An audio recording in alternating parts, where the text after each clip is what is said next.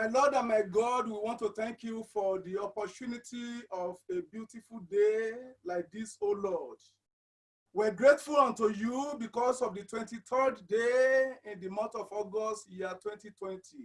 Few days before the anniversary of My God Never Fails. Lord, we thank you for all that you have done for us, and we thank you for what you want to do for us again today. We know that you are always ready to bless us. You are always ready to refresh us. You are always ready to empower us. You are always ready to encourage us. You are always ready to teach us. You are always ready to guide and to lead us. You are the bishop of our souls. You are the great shepherd. Lord, we come unto your feet to come and be fed by you in Jesus' name. Amen. We pray, oh God, that manna that is fresh from the throne of heaven, you will feed us with it in the name of Jesus. Amen. We come against every distraction at this time, oh Lord. We pray that you have your perfect way in Jesus' name. Amen. Thank you, Lord, because you've answered us. Thank you, Lord. In Jesus' mighty name we pray. Amen. Amen. Amen. Amen. Amen. In Jesus' name. Àjọ̀dún dé o, àjọ̀dún tàwa. Our anniversary has come. Àjọ̀dún dé o, Our anniversary has come. Àjọ̀dún tàwa. It's our anniversary. Olúwa tèmi kì í ṣàṣetì. My God never fails. Àjọ̀dún gbogbo àgbáyé. It's a convention for the whole world. Àóyè. We should rejoice and sing and give glory to God. Àjọ̀dún dé, àjọ̀dún dé o. Àjọ̀dún tàwa. Àjọ̀dún dé. Àjọ̀dún dé. Oh, àjọ̀dún tàwa. Olúwa tèmi kì í ṣàṣetì o. Àjọ̀dún gbogbo àgbáyé. Àóyè ká kọrin, ká fìyìn Olúwa. Praise the Lord. Hallelujah. I'm sure you are going to take that song away and then you'll be singing it. Inú mi dùn wípé ẹ ó mú orin yìí lọ, ẹ ó sì máa kọ. And then the Lord will bless you and rain his blessing upon your life in Olúwa yóò Jesus' sì name. bùkún fún yín, yóò sì rán òjò ìbùkún lé yín lórí We just sang lọ́pọ̀lọpọ̀. that there's going to be showers of blessings. A ṣẹ̀ṣẹ̀ kọ́ wípé òjò ìbùkún yóò rọ̀. And I believe in my heart that the shower of blessing will fall upon my family Mo in sì Jesus' gbàgbọ́ ní name. ọkàn mi wípé òjò ìbùkún yìí yóò rọ̀ sórí ẹbí mi The lórúkọ showers Jésù. of blessings will fall upon your family in the Òjò name of ìbùkún yóò rọ̀ Jesus sórí ẹbí Christ. rẹ ní orúkọ Jésù. A time of refreshing will come upon all of us in the name of Jesus Àkókò Christ. ìtura yóò bà lé gbogbo wa lórúkọ Our spirit, Jésù. soul, and body will be refreshed in the name of Jesus Ọkàn wa Christ. ẹ̀mí wa a ó rẹ̀ dòdò ní orúkọ Jésù. This is a time we are preparing to climb the mountain. Àkókò yìí ni a ó múra láti gorí òkè. And many of you may be asking me, Ọ̀pọ̀ wa sì lè máa bí mi wípé Bishop, Bíṣọ̀bù wa, are we really climbing a mountain? ǹjẹ́ a tilẹ̀ ń gòkè rárá? Are we not staying in our houses this year? Ǹjẹ́ kìí ṣe inú ilé wa ni a dúró Are sí we not báyìí? connecting online this Ǹjẹ́ year? kìí ṣe orí afẹ́fẹ́ ni a ti ń Why papọ̀ are you báyìí? talking about mountain? Kí ni ìdí tí a fi sọ̀rọ̀ nípa orí òkè? And that is the reason I'm bringing a topic to you today, Ìdí nìyí tí mo fi mú àkórí ẹ̀kọ́ yìí which wá, is entitled The Mountain of God. tí a pè ní òkè Olúwa. The mountain of Tí a God. pè ní òkè Olúwa. I want you to write it down. The mountain of Mo fẹ́ kí a God. kọ sílẹ̀ òkè Olúwa. And we're going to look at the book of St. Matthew. Ìwé Please Mátíù. come close, let them see you because you're interpreting for me. Matthew chapter 17. Ìwé Mátíù orí And then I'm kẹtàdínlógún. going to be reading the first 8 verses there. A ó ka ẹsẹ̀ mẹ́jọ tí ó ṣe And àkọ́kọ́. after 6 days, Jesus taketh Peter, James, and John, his brother, and bringeth them up into an high mountain apart. I was transfigured before them, and his face did shine as the sun, and his raiment was white as the light. And behold, there appeared unto them Moses and Elias talking with him. Then answered Peter and said unto Jesus, Lord, it is good for us to be here. If thou wilt, let us make here 3 tabernacles, one for thee, and one for Moses, and one for Elias. While he yet spake, behold, a bright cloud overshadowed them. And behold, a voice out of the cloud which said, This is my beloved Son, in whom I am well pleased. Hear ye him. Verse number 6. And when the disciples heard it, they fell on their face and were so afraid. And Jesus came and touched them and said, Arise and be not afraid. And when they had lifted up their eyes, they saw no man, save Jesus only. Yes, ma'am? Lẹ́yìn ijọ́ mẹ́fà Jésù mú Pétérù àti Jákọ́bù àti Jòhánù arákùnrin rẹ̀, ó sì mú wọn wá sórí òkè gíga ní apá kan. Ara rẹ̀ sì yí padà níwájú wọn, ojú rẹ̀ sì ń ràn bí òòrùn, aṣọ rẹ̀ sì fún, ó dàbí ìmọ́lẹ̀. Sì wò ó, Mósè àti Èlíjà yọ sí wọn, wọ́n bá a sọ̀rọ̀. Pétérù sì dáhùn, ó sì wí fún Jésù pé, Olúwa, ó dára fún wa láti máa gbé yìí. Bí ìwọ bá fẹ́, àwa ó pàgọ́ mẹ́ta sí yìí, ọ̀kan fún ọ àti ọ̀kan fún Mósè àti ọ̀kan fún Èlíjà. Bí ó sì ti ń wí lọ́wọ́, wò ó, àwọn sánmọ̀ dídán ṣìjì bò wọ́n. Sì wò ó, ohùn kan láti inú àwọn sánmọ̀ wá, tí ó wí pé, èyí yìí ni àyànfẹ́ ọmọ mi, ẹni tí inú mi dùn sí gidigidi, ẹ máa gbọ́ tirẹ̀. Nígbà tí àwọn ọmọ ẹ̀yìn rẹ̀ gbọ́, wọ́n da ojú wọn bolẹ̀, ẹ̀rù sì bà wọ́n gidigidi. Jésù sì wá, ó fi ọwọ́ bà wọ́n, ó sì wí pé, ẹ dìde, ẹ má bẹ̀rù. Ní ẹsẹ̀ kẹjọ, nígbà tí wọ́n sì gbé ojú wọn sókè, wọn kò rí ẹnìkan bí kò ṣe Jésù nìkan. May you see Jesus in Jesus' name. Ó rí Jésù ní orúkọ Jésù. When you look left and right and you can't see anybody, may you see Jesus Nígbà in tí o Jesus' wo ọ̀tún name. òsì tí o kò rí ẹnikẹ́ni, ó rí Jésù. When you are challenged and you look back and you look front, there is no helper, may you see Jesus Nígbà in tí o bá Jesus' ní name. ìdojúkọ tí o kò rí ẹnikẹ́ni, ó rí Jésù. The Bible said the disciples looked around, they saw no one save Jesus only. Ìwé mímọ́ sọ wípé àwọn ọmọ ẹ̀yìn wọn wò káàkiri, wọn ò rí ẹnìkan bí kò ṣe Jésù. I'm going to discuss this on 3 points. Wọ́n bá wa sọ̀rọ̀ ní ìpele mẹ́ta ní Number orí àkọ́rí one, yìí. why coming to the mountain top? Why are we coming to the mountain top? Kí ni ìdí tí a fi ń gorí òkè wá? Number two, why if we can't get to the mountain top? Kí ni ìdí tí a kò lè fi lọ sí òkè gíga? What if we can't get to the mountain top? Kí ló máa ṣẹlẹ̀? What will happen? Kí ló máa ṣẹlẹ̀ tí a kò bá lè lọ sí orí òkè gíga? And then number three, the highest mountain of all. Òkè tí ó ga jùlọ. But number one, why coming to the mountain top? Èkíní, kí ni ìdí tí a fi ń lọ sí orí òkè? Number two, what if we can't get to the mountain top? Èkejì, kí ni yóò ṣẹlẹ̀ tí a kò bá lè gun orí òkè? And then number three, the highest mountain of all. Ẹ̀kẹta, òun ni wípé òkè tí ó ga jùlọ. And then we're going to pray after those 3 points. Ní ẹ̀yìn àwọn ohun mẹ́ta yìí, a ó gbàdúrà. Let me go to point number 1. Àkọ́kọ́, Why do we go to the mountain to see God? kí ni ìdí tí a fi ń gun orí òkè láti rí Ọlọ́run? Number 1, a mountain is a very mysterious place.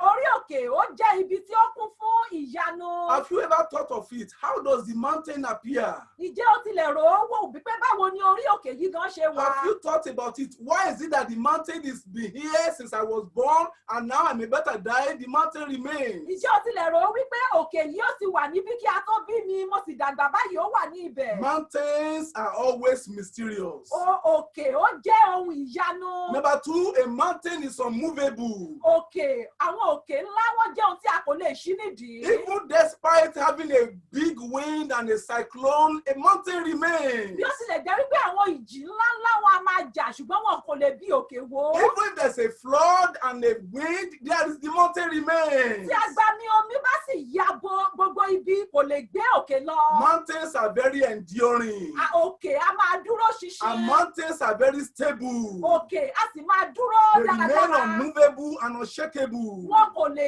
gbọ̀n, wọn kò sì lè ṣe é. Another kúrò. thing is that a mountain top is a place of quietness. Ohun èkejì ni wípé ní orí òkè ó jẹ́ ibi ìdákẹ́rọ́rọ́. A mountain top is a place that you can seek solitude before the Ó Lord. jẹ́ ibi tí a ti lè wá ojú Olúwa. And then another point is that a mountain, when you go to the mountain, it demonstrates your commitment. Tí o bá sì múra tí o gun orí òkè lọ, èyí fi ìkáràmásìkí rẹ ó fi Yes, hàn. because it is not easy for you to climb a mountain. Nítorí kò rọrùn láti gun òkè. There is a challenge in climbing a mountain. Àwọn ìdojúkọ wà nígbà tí a bá múra There láti is a gun òkè. struggle and obstacle for you to overcome before you can climb a Àwọn mountain. ìdílọ́wọ́ a máa jẹyọ kí ènìyàn tó lè gun orí Even òkè. in the mountain that we do our program every year in Nigeria, some elderly people cannot climb it. Pàápàá orí òkè tí a ti ń ṣe ìsìn wa ní ọdọọdún ní ìlú Adó-Èkìtì, àwọn àgbàlagbà kan wọn kò lè gùn. People have to struggle to climb the mountain. Àwọn ènìyàn wa máa tiraka láti gun orí So òkè. when you leave your house and you travel to Ado-Ekiti and you climb the mountain, there is a commitment. Nítorí nígbà náà tí o bá kúrò ní ilé rẹ tí o sì dé ìlú Adó tí o sì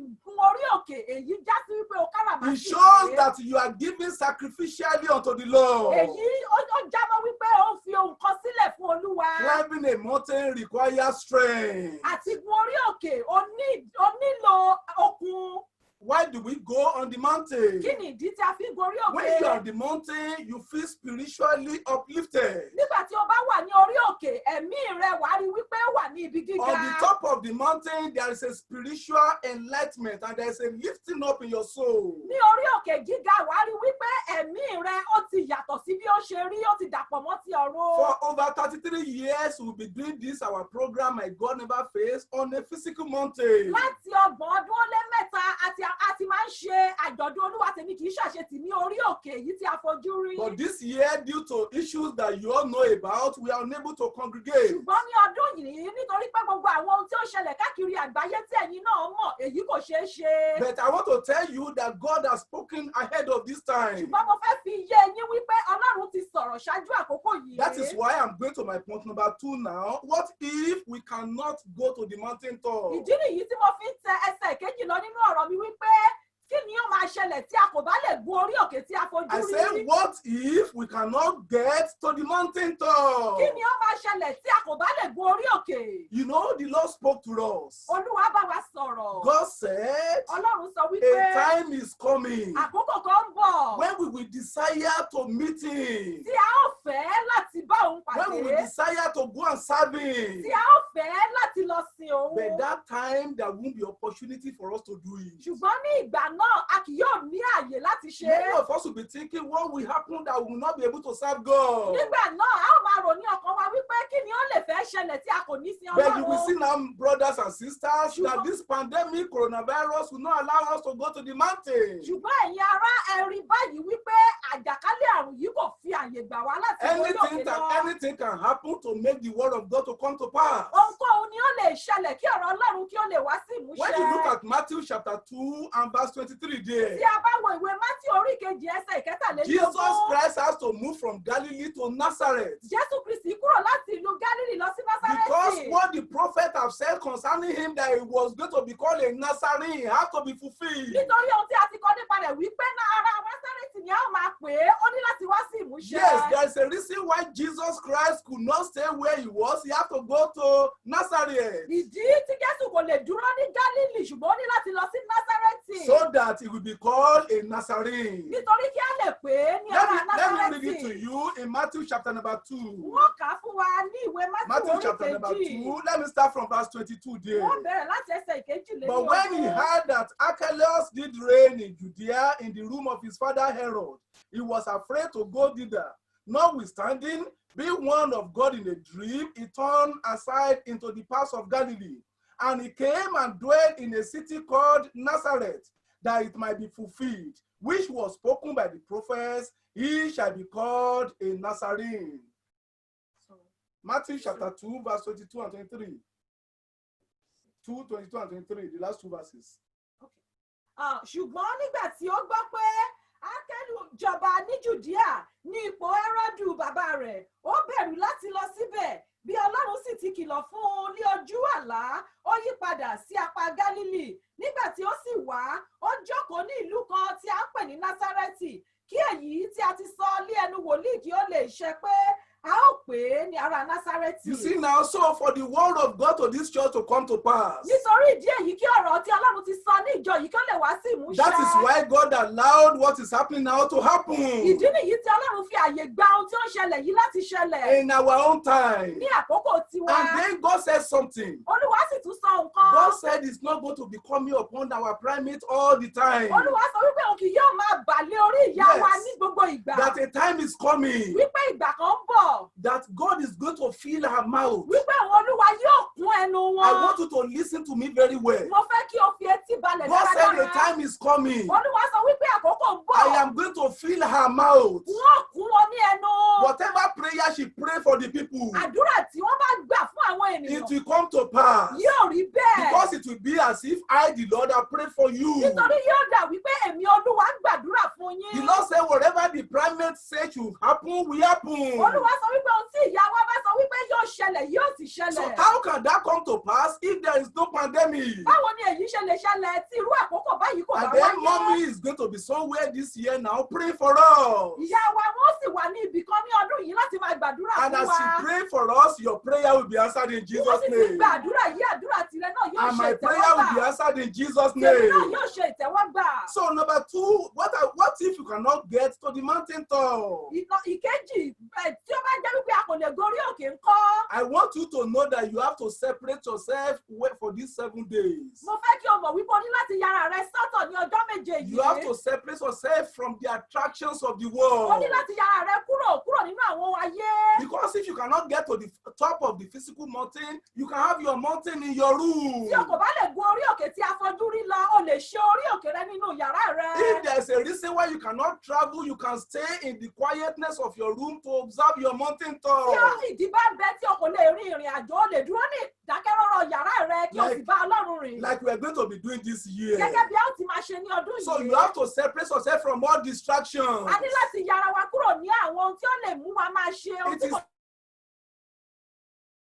because of the kì í world. ṣe àkókò fún ọ láti gba àlejò. It is not a time for you to be watching television 24/7. Kì í ṣe àkókò fún ọ láti ṣí móhùnmáwòrán kí a máa wò It is ó. not a time for you to stay on your internet and be reading newspapers. Kì í ṣe àkókò láti wà ní orí ẹ̀rọ ayárabíàṣá kí a sì máa ka onírúurú You can ìròyìn. stay in your room and separate yourself for these 7 days. Jókòó sí yàrá rẹ kí o sì yára rẹ sọ́tọ̀ ní ọjọ́ méje And yìí. connect with us when we are having our program. Kí o sì darapọ̀ mọ́ wa nígbàkúgbà tí a bá ń ṣe àwọn ètò 12 wa. o'clock Nigeria time, Agogo 12 ọ̀sán ní 3 ìlú p.m. Nàìjíríà. Nigeria time, Agogo 3 ọ̀sán ìlú 9 p.m. Nàìjíríà. Nigeria time. Agogo 9 àṣálẹ́ And ìlú as you do this, Nàìjíríà. as you join us, the Lord will visit you in Jesus' Nígbà tí o name. bá sì ṣe èyí, Olúwa yóò di ọ lálejò lórúkọ That is what we are Jésù. going to do this year. Ohun tí a ó máa ṣe ní ọdún yìí And I want you to remember Mo sì fẹ́ kí o rántí that salvation does not belong to a physical mountain. wípé ìgbàlà kò ti orí òkè tí a fojú rí wá. I want you to listen to me and listen very clear. Mo fẹ́ kí a fetí balẹ̀ kí a sì gbọ́ dáradára. Salvation does not belong to a physical Orí mountain. òkè kì í ṣe láti ìgbàlà kì í ṣe láti orí òkè tí a If you are fojú unable rí. to go to a physical mountain, Tí o kò bá ṣeé ṣe láti gorí òkè tí a fojú I am rí. telling to you, even in your house, you can be on the mountain. Wọ́n fi yé eyín wípé ní orí ní inú ilé rẹ o sì lè gorí òkè. About 23 years ago, Ní ọdún mẹ́ta sẹ́yìn. 23 years ago, Ọdún Mẹ́tàlélógún. mẹ́tàlélógún sẹ́yìn. I wrote a study. Wọ́n kọ ìwé kan. And that study, I call it The Mountain of God. Wọ́n kọ wípé òkè Olúwa. And it is in this book, 100 Spiritual Tablets. Ó wà nínú ìwé ọ̀rọ̀ ọgọ́rùn-ún. And I mentioned there that you don't really need to be in a physical mountain before you can meet God. Wọ́n sì fi yé wa nínú ìwé yìí wípé a kò ní láti gorí òkè tí a fojú rí kí a tó lè rí I Ọlọ́run. never knew that we're going to be in this situation. Wọ́n kò mọ̀ wípé irú àkókò báyìí yóò jẹyọ. But you see now that you don't need to be in a physical mountain. Ẹ wò ó báyìí wípé kò jẹ́ dandan fún wa láti gorí òkè. Let me show you in Jeremiah Nínú ìwé Jeremiah chapter number 3 orí ìkẹta and verse number 23. ẹsẹ̀ ìkẹtàléníogún. Jeremiah chapter 3 verse 23. Ìwé Jeremiah orí ìkẹta Ẹsẹ̀ kẹtàlélógún. ẹsẹ̀ ìkẹtàléníogún. Truly in vain is salvation hoped for from the hills and from the multitude of mountains. Truly in the Lord our God is the salvation of Israel. Lótìítọ́ asán ni èyí tí ó ti òkè wá àní ọ̀pọ̀lọpọ̀ òkè gíga lóòótọ́ nínú Olúwa Ọlọ́run wa ni ìgbàlà Ísírẹ́lì wà. There are some people, all they are doing is to move from one mountain to the other. Àwọn kan wà wọ́n máa ti orí òkè kan dé ìkejì. They will be praying from one mountain and going to the other mountain. Wọ́n máa gba àdúrà láti orí òkè kan lọ sí ìkejì. There was a year a man came to our mountain in Ado Ekiti. Ìgbà kan wà tí arákùnrin kan wá sí orí òkè wa ní ìlú And Adó. God called the man. Olúwa sì pe arákùnrin And náà. God said, you are just going about from mountain to mountain. Olúwa wí pé ó ń lọ láti orí òkè dé orí òkè. Even God said, I know that after these 7 days, you are going to another mountain. Olúwa ní mo sì mọ̀ wípé tí o bá kúrò níyìí wà á tún gba orí òkè mìíràn lọ. The Lord said, I am here. Olúwa wí pé ibi ni mo wà. Why are you seeking for me as if you are looking for a lost key? Kí ló dé tí ó ń wá mi kiri bíi pé ó ń wá kọ́kọ́rọ́ ilé rẹ? Yes, so you cannot find salvation does not belong to the mountain. Ìgbàlà kì í ṣe láti orí òkè wá. Salvation belongs to the God that made the mountain. Ìgbàlà ó jẹ́ ti Ọlọ́run tí ó dá orí òkè. Listen to me very Ẹ well. jẹ́ kí a fetí balẹ̀ Your dáradára. salvation is not on the Ìgbàlà mountain. rẹ kì í ṣe láti Your ọwọ́ orí salvation òkè. belongs to the God that made the mountain. Ìgbàlà rẹ ó wá láti ọ̀dọ̀ Ọlọ́run tí ó dá orí Word òkè. of King David says in Psalm 121. Kí ni ọba Dáfídì sọ nínú Psalm ìwé 121. ìwé Sáàmù orí ìkíní, ìkejì àti ìkíní? 121 verse 1 to 2. I will lift up my eyes unto the hills, from whence cometh my help. King David said, I'm going to look up unto the hills. Ọba Dáfídì sọ wípé èmi yóò gbé ojú mi sí orí And òkè then he wọ̀nyí. asked a question, where is my salvation going to come Ó sì from? wá béèrè ìbéèrè wípé níbo ni ìgbàlà mi yóò ti Can you wá? see the answer in verse number 2? Ǹjẹ́ a rí ìdáhùn He rẹ̀ said, my ní help ẹsẹ̀ kejì? cometh from the Ó ní Lord. ìrànlọ́wọ́ mi ti ọwọ́ Olúwa wá. I want you to say the same Mo fẹ́ kí o thing. sọ bẹ́ẹ̀. My help cometh from the Ìrànlọ́wọ́ mi Lord, ti ọwọ́ Olúwa which wá. made heaven and the Èyí tí ó dá ọ̀run earth. àti ayé. My help cometh from the Lord, which made the heavens and the Tí ó wá earth. láti ọ̀run àti The ayé. God that made the mountain, Ọba tí ó dá orí the òkè. God that made the Ọba river, tí ó dá àwọn the God that made the Ọba ocean, tí ó dá agbára the God that òkun. made the Ọba cyclone, tí ó dá ìjì the tí God jà. that made the Ọba tí forest, ó dá the igi God jù. that made everything, man and Ọba tí woman. ó dá ohun gbogbo, ó dá He ènìyàn will send me lọ́kùnrin. help in Jesus' Yóò rán name. ìrànlọ́wọ́ sí mi ní orúkọ Jésù. And Jesus Christ said in John chapter number 4, Jésù sì dáhùn níwèé Jòhánù orí He said, I kẹrin. said unto you, woman of Samaria, Mo sọ fún ìwọ arábìnrin Samaria I yìí. say unto you, religious woman of Samaria, Mo sọ ìwọ arábìnrin Samaria yìí. a time is coming Àkókò kan bọ̀. that you will need to worship God in spirit and in truth, Ó ní láti máa sin Ọlọ́run nínú ẹ̀mí àti òtítọ́. without having going to a physical Láì mountain. jẹ́ wípé o gun orí òkè kan lọ. That is why I'm saying to you, members of Jerusalem Ìdí Church, nìyí tí mo ń sọ fún wa ará nínú Jerusalem. this year is a time Ọdún yìí ó jẹ́ that ìgbà. you have to serve God in spirit and in truth. Tí o ní láti sin Ọlọ́run nínú ẹ̀mí àti ní Look at it in òtítọ́. John chapter number 4. Ìwé Jòhánù orí I will read verse 21 and verse 24 only. Wọ́n ka ẹsẹ̀ ìkẹrìnléníogún. Ìkọkànléníogún àti ìkẹrìnléníogún. Jesus said unto her, Woman, believe me, the hour cometh when ye shall neither in this mountain nor yet at Jerusalem worship the Father. Verse 24.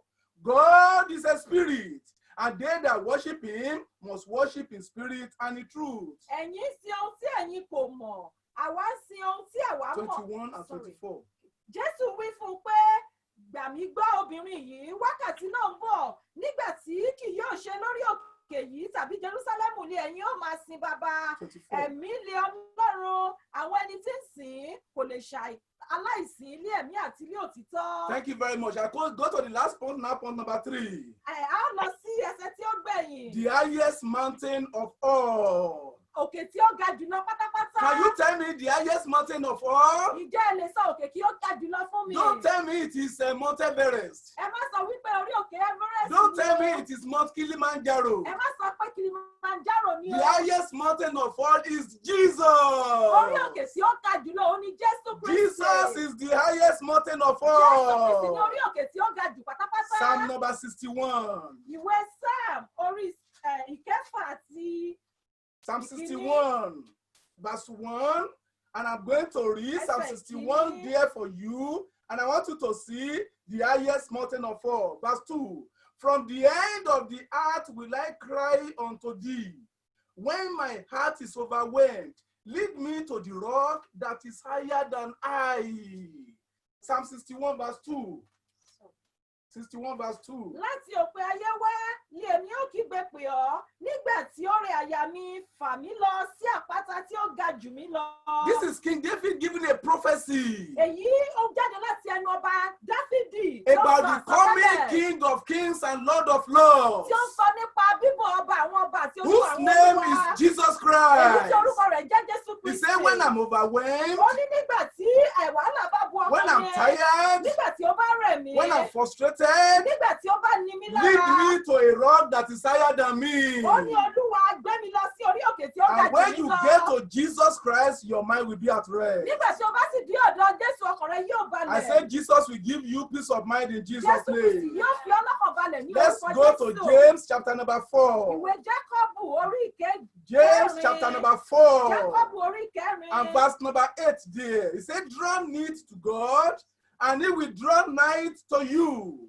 Cleanse your hands, ye sinners, and purify your hands, ye double-minded. Draw near to God. Ẹ súnmọ́ Ọlọ́run. Draw near to Ẹ God. súnmọ́ And Ọlọ́run. God will draw nigh unto Ọlọ́run you. yóò sì súnmọ́ He yín. said, draw nigh to Ó God, wí pé ẹ súnmọ́ and God will Ọlọ́run. draw closer to you. Ọlọ́run yóò sì súnmọ́ So yín. in your room, you can draw close to God. Nítorí náà nínú yàrá rẹ o lè súnmọ́ In your Ọlọ́run. town, you can draw near to God. Nínú ìlú rẹ o lè súnmọ́ In your Ọlọ́run. household, you can draw near unto God. Nínú ilé rẹ o lè súnmọ́ And when you Ọlọ́run. connect to us on a Zoom program like this, you can draw near unto Nígbà God. tí o bá sì darapọ̀ mọ́ wa lórí afẹ́fẹ́ báyìí, o lè And when súnmọ́ you do it, Ọlọ́run. God will draw closer to you in Jesus' Nígbà tí o bá sì name. ṣe bẹ́ẹ̀, Olúwa yóò darapọ̀ mọ́ ọ. Let us look at the book of Joel Ìwé Jóẹ́lì. and see what Prophet Joel said Kí á sì gbọ́ ohun tí wòlíì Jóẹ́lì sọ. about this important time in which we find ourselves. Èyí tí ó ń ṣẹlẹ̀ lọ́wọ́lọ́wọ́ yìí. About this important time that we are Èyí in. tí ó ṣẹlẹ̀ ní àkókò pàtàkì yìí. Joel, the book of Joel, I'm going to look at chapter number 2 there. Ìwé Jóẹ́lì orí ìkejì. Joel chapter number 2 Ìwé Jóẹ́lì orí ìkejì. and verse number 13. Ẹsẹ̀ ìkẹtàlá. He said, and rend your heart and not your garment, and turn unto the Lord your God, for he is gracious and merciful, slow to anger and of great kindness, and repented him of the evil. Ẹ sì fa àyà yín ya, kì í Yes. sì ṣe aṣọ yín. In fact, that's the only thing I need. You need to rend your heart A ní láti fa ọkàn wa ya. and not your clothes. Kì í ṣe aṣọ wa. What is the meaning of this? Kí ni ìtumọ̀ èyí? What is the meaning of this? Kí ni ìtumọ̀ ọ̀rọ̀ yìí? Jesus is saying to us, Jésù sọ fún wa pé. God is saying to us, Ọlọ́run sọ fún wa through pé. Prophet Joel, Ní ẹnu wòlíì Jóẹ́lì. that you don't need to physically tear your clothes Wípé kò jẹ́ dandan kí o mú aṣọ rẹ kí o fà á ya. to show that you are sorrowful. Kí a lè rí wípé ò ń ronúpìwàdà. It has to come from your heart. Ó ní láti jáde láti ọkàn rẹ It wá. has to come from your soul. Ó ní láti jáde láti inú So rẹ wá. whatever you are doing at this time, Ohunkóhun tí o bá ṣe ní àkókò it has to yìí. be pleasing to God. Ó sì lè jẹun, ó gbọ́dọ̀ jẹ́ ohun tí ó tẹ́ Ọlọ́run lọ́rùn. I thank Patron Ayo Shadare for the announcement he gave. Mo dúpẹ́ ní ọwọ́ Ọlọ́run fún ìgbésí ayé bàbá ìjọ wa I didn't know he Ṣẹ́dáre. was going to mention some of the things I've listed down to mention in my sermon. Mi ò mọ̀ wípé wọ́n ó sọ àwọn ohun tí mo tilẹ̀ ti kọ sílẹ̀ láti sọ. So you don't need to rent your clothes if you are a pregnant woman. Tí o bá jẹ́ aboyún, o kò nílò láti fa aṣọ rẹ You ya. don't need to fast. O ò nílò láti gbàwẹ̀. Don't say because it's 7 days now, even though I'm pregnant, I'm going to fast. Má sọ wípé torí ó jẹ́ ọjọ́ méje mo ní láti No, gbàwẹ̀. nobody is sending you to do Kò that. sí ẹni tí ó fi rán ọ. If you are very old, you don't need to Tí o fast. bá ti dàgbà, o kò nílò láti gba àwẹ̀. If you are very aged, you don't need to Tí o fast. bá ti darúgbó, o kò nílò láti gbà And àwẹ̀. if you are too young, you don't need to Tí o bá fast. sì jẹ́ ọmọdé kékeré, o ò nílò láti gbà. Why will you say to your son that is just 1 year old, you say, you know, this Jerusalem church, this is 7 days, everybody is fasting, you have to fast. You are 1 Báwo ló year ṣe old. máa sọ fún ọmọ ọdún kan wípé kó máa gbàwẹ̀? 2 year old, you have to Ọmọ fast. ọdún méjì ó ní láti No, gbàwẹ̀. God did not say you to do that. Ọlọ́run kò rán wa bẹ́ẹ̀. Let the children eat their food when you fast. Jẹ́ kí àwọn ọmọ jọ ń jẹun nígbà tí ó máa gbàwẹ̀. So when you are too old, don't fast. Tí o bá ti darúgbó, má ṣe If you gbàwẹ̀. are too young, don't Tí o fast. bá sì jẹ́ ọmọ kékeré, má ṣe If you gbàwẹ̀. are pregnant, do not Tí o fast. bá lóyún, má ṣe gbàwẹ̀. And I'm sure some people will not target their pregnancy to these 7 days Mo sì lérò wípé àwọn kan kì yóò lọ ṣe ètò ìlóyún wọn sí and àkókò say, me, yìí. I can't fast. So Nítorí pé mi ò lè I gbàwẹ̀ will o. make sure that every year, in those 7 days in August or September, I will be pregnant. Màá rí wípé mo wà ní ipò ìlóyún. I'm sure none of you will do Mo that. mọ̀ wípé kò sẹ́ni tí ó máa ṣe bẹ́ẹ̀. Praise the Lord. Hallelujah. And then if you are sick, you don't need to Tí o fast. bá jẹ́ aláìlera, o kò ní láti If you have gbàwẹ̀. to take your tablet, you have to take a drug at this particular time, you don't need to Tí o fast. bá ní àwọn oró tí o ń lò, o kò nílò láti gbàwẹ̀. Except the Lord tell you to fast at that time.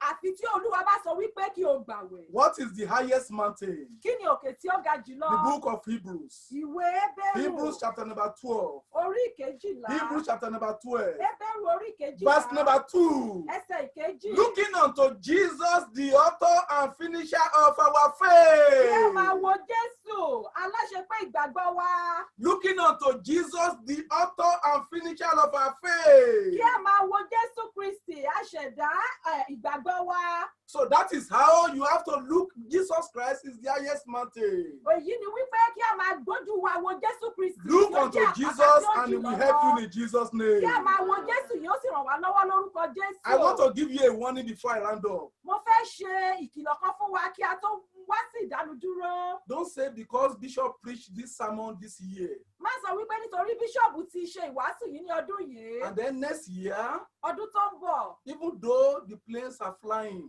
Bí ó tilẹ̀ jẹ́ wípé ọkọ̀ òfurufú ń fò, even though the cars are traveling, bí ó tilẹ̀ jẹ́ wípé àwọn ọkọ̀ ń rin ìrìn àjò. you will say Bishop told us that we don't need to go to the mountain last Kí year. o wá sọ wípé bíṣọ̀bù sọ wípé a kò nílò láti lọ sí orí And òkè so ní I'm ọdún tó going to do kọjá. it in my room. Nítorí ìdí náà, wọ́n jókòó sí yàrá I'm mi going láti to ṣe é. connect on the internet. Wọ́n darapọ̀ mọ́ wọn lórí afẹ́fẹ́. That means you are deceiving yourself. Èyí já sí wípé o tan ara rẹ I am jẹ. only saying to you that when you don't have opportunity to travel to the mountain, Ohun tí mo ń sọ báyìí ni wípé níwọ̀n ìgbà tí o kò ní àǹfààní láti rìnrìn àjò lọ sí orí òkè then yìí, you can do your mountain in your houses. o sì lè ṣe orí òkè náà nínú yàrá Don't say rẹ. forever and ever you will not go to Ado-Ekiti or the mountain again because the Bishop Roland told me not to go. Má fi ìpinnu náà sí ọkàn rẹ wípé o kò ní lọ orí òkè mọ́ I torí pé a ti did sọ not bẹ́ẹ̀. tell you Kò so. sọ bẹ́ẹ̀.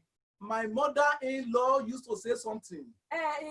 Ìyá ìyàwó mi máa ń sọ ọ̀rọ̀ kan. She will say, Irú yàtọ̀ sí ìrù. He will say locust beans is different from. Irú yàtọ̀ sí ìrù.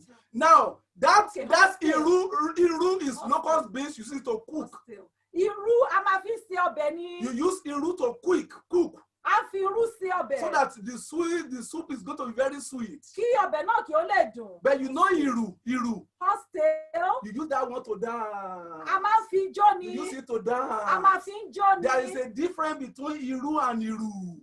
Ìyàtọ̀ wà ní àárín locust beans àti oxtail. There is a difference when you go stay in your room and when you go to the mountain in Ado-Ekiti. Ìyàtọ̀ wà nígbà tí o bá jókòó ní yàrá rẹ tàbí tí o lọ sí orí òkè ní We are only Ìbàdàn. doing it online this year because we cannot go to the À ń mountain. ṣe é ní orí afẹ́fẹ́ ní ọdún yìí torí pé a kò lè lọ sí Don't orí make òkè. up your mind to say forever and ever you will be doing it in your room. Má ṣe fi ọkàn rẹ lé wípé o ó máa ṣe ní yàrá rẹ títí And say ayérayé. forever and ever I don't need to travel again. Kò nílò láti rin ìrìn àjò mọ́. Let me tell you, Ẹ jẹ́ kí n sọ fún wa. there is a difference. Ìyàtọ̀ wà. How are we going to do our 7 days water? Báwo ni a ṣe fẹ́ ṣe àwọn omi tí a ń ṣe ní orí òkè? Omi Olúwa tèmi kì í ṣe àṣetì. The water that is blessed, oh my God, never fails. What I'm going to suggest to you is that this year, get your own place, put your water in a sacred place in your house. Gbé omi yín sí ibi tí ẹ yà sọ́tọ̀ ní ilé yín. And when we pray, that prayer will get to that your water in the name of Jesus Christ. Nígbà tí a bá sì gba àdúrà, ìgbàgbọ́ yóò gbé wọnú omi náà lọ. What about the anointing oil that we get every year? Báwo ni òróró tí a máa ń rà ní ọdọọdún? I'm sure the Lord is going to lead our primate to do this anointing oil for us. Mo ní ìgbàgbọ́ wípé Ọlọ́run yóò máa darí ìyàwó ẹni àmì òróró láti mọ bí wọ́n ó ṣe ṣe. And then it is going to get to you in the name of Jesus Ẹ ó Christ. sì rí ìgbà ní orúkọ Jésù. What about the way we pray with our candle? Bí a ṣe ń gbàdúrà pẹ̀lú kándù wa. You can't stay in your room and do all these things. O lè dúró sínú yàrá kí o máa ṣe gbogbo eléyìí. What about the salt that the mommy will pray for and then we taste out of it? Báwo ni ti iyọ̀ tí ìyá wa máa ń gbàdúrà sí? You know you cannot stay in your room and get all these things. O lè wà ní yàrá rẹ kí o máa ṣe bẹ́ẹ̀. Brothers and sisters, what about our honey? Ará nínú Olúwa oyin ńkọ́. How can you stay in your room and then you get the honey? Ǹjẹ́ o lè dúró ní yàrá rẹ kí o sì máa ṣe é? I tell you, next year, by the grace of God, we're going to be on the mountain. Mo gbàdúrà ní ọdún tó ń bọ̀, orí òkè ni a ó lọ. My message to you today is just to rest your mind.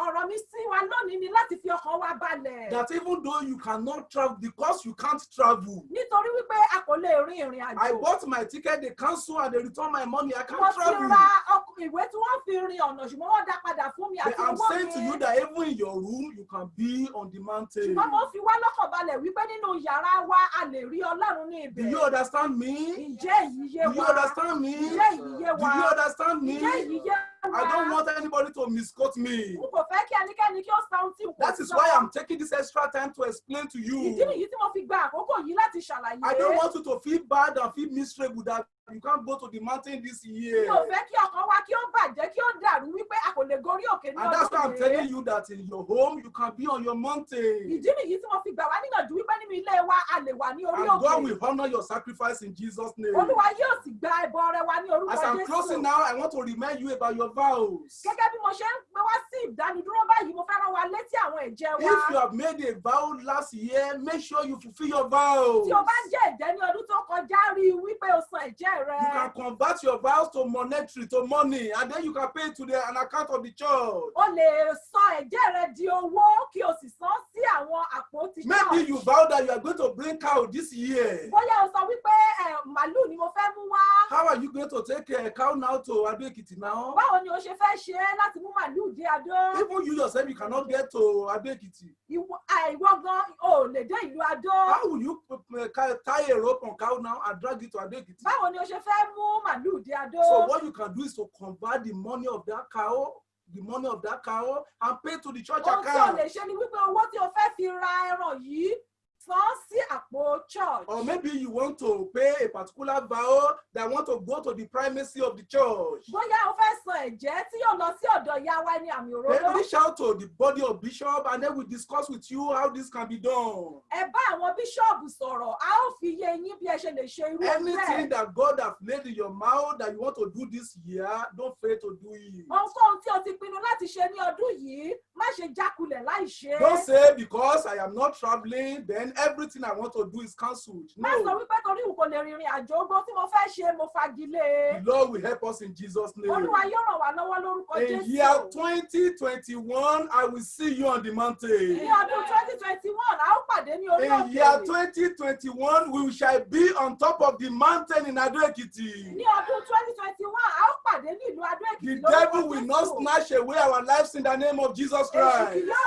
gba ẹ̀mí wa ní orúkọ Jésù. Satan will not take away our life in the name of Jesus Christ. Èṣù kì yóò gba ẹ̀mí wa ní orúkọ We shall Jésù. go to the mountain, join hands together, and sing in the name of Jesus A ó gorí Christ. òkè, a ó so ọwọ́ pọ̀ láti yin Ọlọ́run lógo. Àjọ̀dún dé o, àjọ̀dún tàwa. The convention has come, our own convention. Àkú ọdún o, Congratulations. àjọ̀dún tàwa. For our convention. Olúwa tèmi kì í ṣàṣetì. My God never fails. Àjọ̀dún gbogbo àgbáyé. It's Ẹ the anniversary ó of the yè, world. ẹ Rejoice kọrin. and sing. Ẹ fi yìn Give Olúwa. glory to the Lord. Àjọ̀dún dé. Àjọ̀dún dé.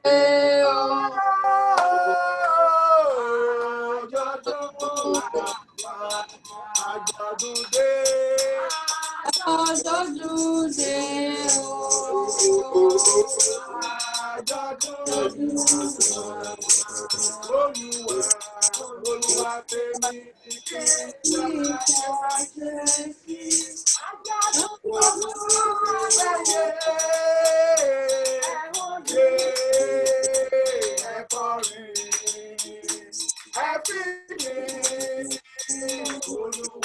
Akú àjọ̀dún o, Olúwa tèmi kì í ṣàṣetì. Akú àjọ̀dún o, Olúwa tèmi kì í ṣàṣetì. Almighty and everlasting Father, we thank you for this time, O Lord. We're grateful unto you because of the way you've spoken unto us, O Lord. We know that either we are here in our rooms or maybe we are there in Ado-Ekiti. You are always with us. Thank you, Lord. Because Jesus is the highest mountain of all. Oh, yes. Lord, we thank you for the comfort you have given us in Jesus' name. Amen. We pray that this year you will help us in the name of Jesus Christ. Amen. And in subsequent years, oh Lord, nothing will disturb us from traveling to Nigeria, from traveling to Ado-Ekiti in the name of Jesus Christ. Amen. You will preserve the life of our mother, the primate. Amen. All our prayer for us, you shall say yes and amen to them in Jesus' name. Amen. We thank you, Lord, because you've answered us. Thank you, Lord. For in Jesus' mighty name we pray. Amen. Amen. Amen. Amen. Amen. Amen. In Jesus' name. Praise the Lord. Hallelujah.